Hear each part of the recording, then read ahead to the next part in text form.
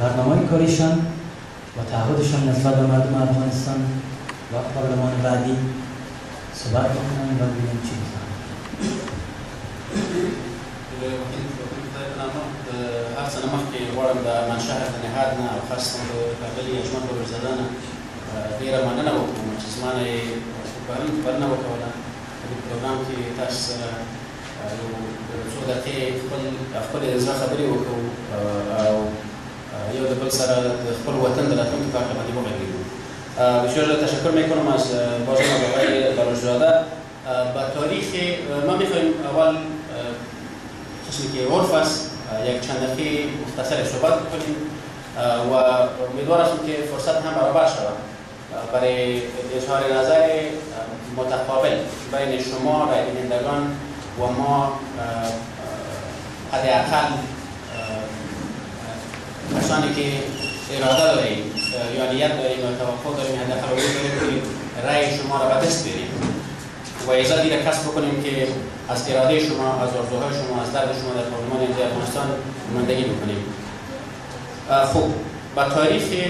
20 جولای امسال 9 روز قبل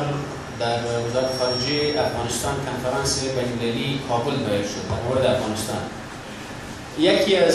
ما خودم یکی از ناظرین کنفرانس بودم، در تمام جریانات بحث‌ها و گفتگوهای کنفرانس حضور داشتم، نه به صفت یک اشتراک کننده رسمی، چون کنفرانس مشتمل از هیئت‌های رسمی تقریبا 60 کشور و نهادهای بین‌المللی و ملی افغانستان بود، اما به صفت ناظر در او اشتراک کردم و با باور ما مهمترین موضوعی که کلانترین واقعیتی که از کنفرانس بین‌المللی کابل برای ما ظهور کرد از مباحثات و از جریان کنفرانس کابل این بود که همسایه‌های افغانستان، کشورهای منطقه زیدخل در افغانستان و کشورهای دورتر از منطقه که افغانستان در اون قرار دارد، ایالات متحده آمریکا، اتحادیه اروپا و نهادهای بین‌المللی که خارج از افغانستان وجود دارند، در رابطه با تأمین منافعشان، در رابطه با تأمین ملاحظاتشان، در رابطه با تداوم حضورشان در افغانستان طرح‌ها، استراتژی‌ها و پلان‌های بسیار مفصل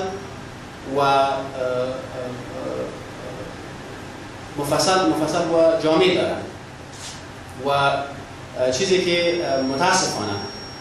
در مورد حکومت افغانستان یا در مورد دولت افغانستان گفتن می‌کنیم. کشوری که در اینجا در مورد سرنوشت از صحبت میشه، بحث میشه از طریق کنفرانس بین‌المللی،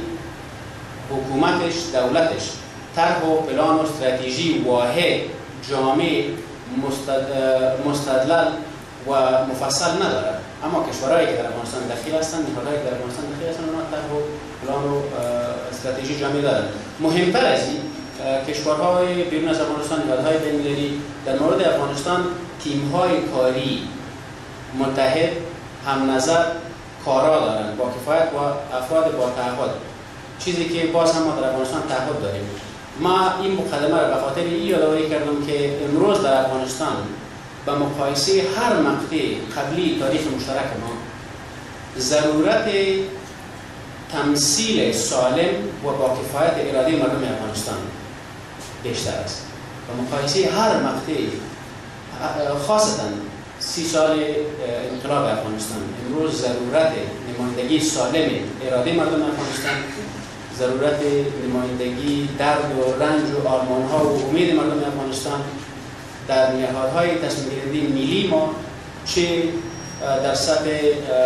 حکومت، چه در سطح قضا و چه در سطح نهاد تقنینی یا پارلمان شورای ملی افغانستان بیشتر است نسبت به هر وقت دیگر.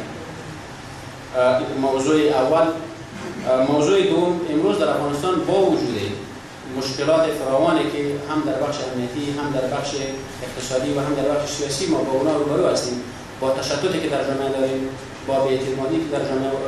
ما با روبرو هستیم، با ترسی که بین مردم افغانستان وجود دارد، هم در مقابل یکدیگر و هم در مقابل همسایه‌ها و جهان. باور ما این است که ثبات نسبی که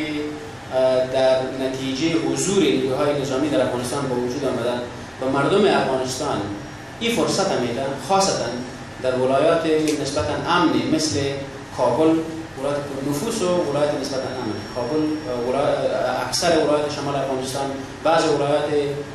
جنوب و جنوب غرب افغانستان و تعداد زیاد ولایات شمال و شرق و غرب افغانستان این فرصت میده به شهروندان افغانستان تا از طریق انتخاب وکلایی که حداقل 2 معیار ضروری وکالت سالم مردم داشته باشند و او اخلاق وکالت خوب داشتن است و کفایت کاری را داشتن است، در تعیین سرنوشت خود نقش فعال داشته باشند. امروز یک حالتی است که ما شما حداقل میتونیم در کرمانشهر، در شهر کابل نزدیک به دیوانان، جایی که 10 سال قبل 15 سال قبل ما شما نمیتونستیم حتی برای 5 دقیقه یا 2 دقیقه یکدیگر را ببینیم، گرد هم بیم و روی سرنوشت مشترک ما، روی چگونگی تامین عزت مشترک ما، روی چگونگی تامین منافع مشترک ما و روی چگونگی تامین امنیت و ثبات دراز مدت ما بحث و گفتگو بکنیم. ما عقیده کامل دارم و به تمام دوستای خود هم میگم که ما به اساس توکل به خدا و به اساس اعتمادی که بالای قضاوت مردم افغانستان، بالای شعور و درایت مردم افغانستان دارم، اراده وکالت مردم کابل کردیم. بنان همین فرصت وجود داره تا مردم برخیزن و از طریق انتخاب وکلای اهل و شایسته در تعیین سرنوشت خود نقش فعال داشته باشند.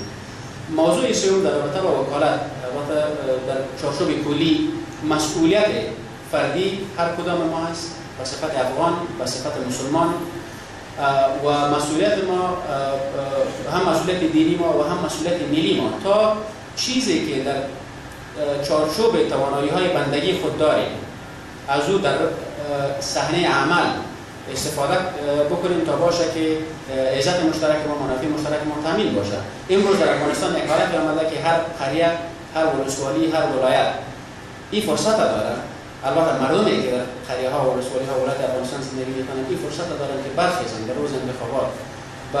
نامزدای وکالت مردم رای بدن که اونا نه در هفته های آینده، نه تنها در ماه های آینده، بلکه در سال های آینده که ما شما زندگی مشترک خواهیم داشت، مثل که در 2000 یا 3000 سال گذشته داشتیم، نمایندگی از اراده مردم افغانستان بکنند تا باشه که تصمیم گیری های ملی ما، تصمیم گیری های دولتی ما، تصمیم گیری های شورای ملی ما بر اساس خواست های مردم افغانستان باشند. در مورد مشخصی که آقای بلوچزاده به اونها اشاره کردن،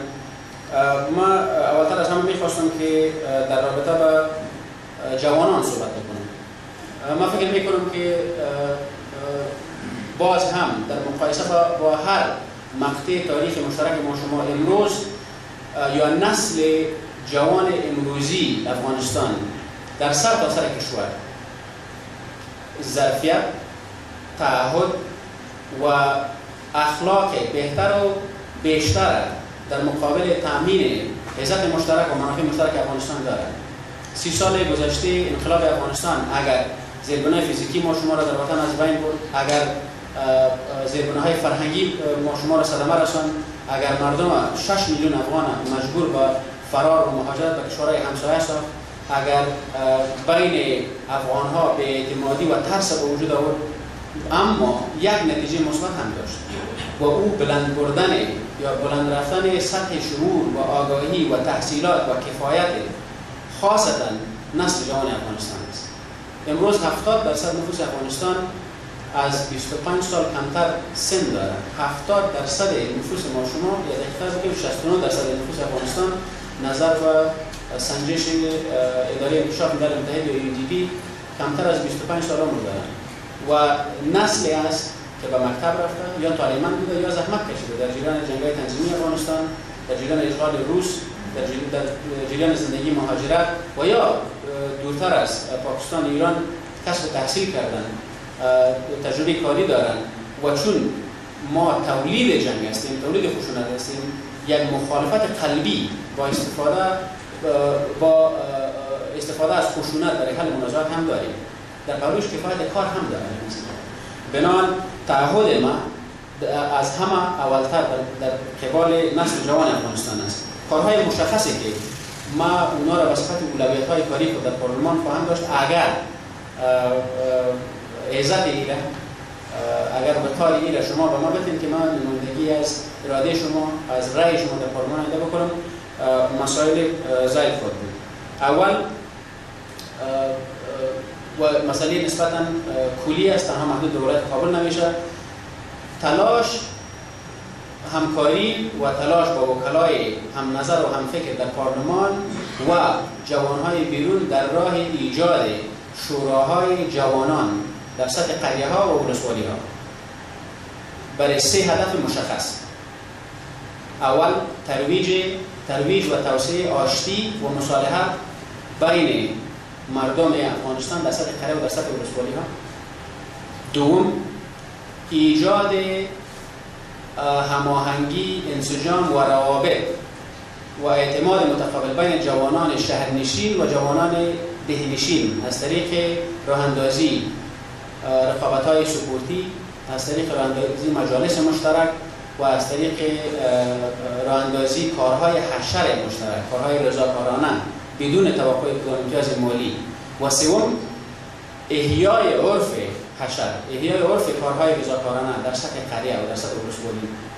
به خاطر که باور ما است و پیشتر آقای کالج‌زاده از شعار یادآوری کرد،